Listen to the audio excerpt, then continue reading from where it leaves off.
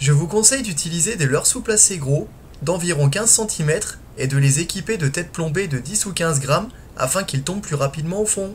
En hiver, le silure va trouver refuge dans les zones les plus profondes des étangs et des cours d'eau. C'est dans ces zones qu'il va falloir insister pour trouver du poisson, car en hiver, le silure est beaucoup moins actif et il faut vraiment lui passer le leurre sous le nez plusieurs fois pour déclencher des attaques.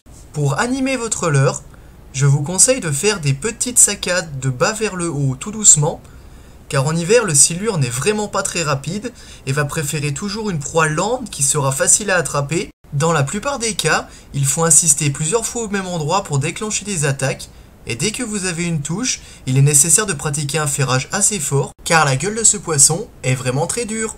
Une fois que vous avez le silure bien piqué, il faut régler votre frein en fonction de la combativité du poisson, car si vous êtes en bateau comme ici, le problème du silure c'est qu'il cherchera à passer sous votre embarcation, et c'est à ce moment-là qu'il peut avoir beaucoup de risques, car comme vous allez le voir juste après, je me suis fait surprendre par un silure qui a commencé à vouloir passer sous le bateau, et j'ai dû mettre ma canne dans l'eau afin d'éviter la casse.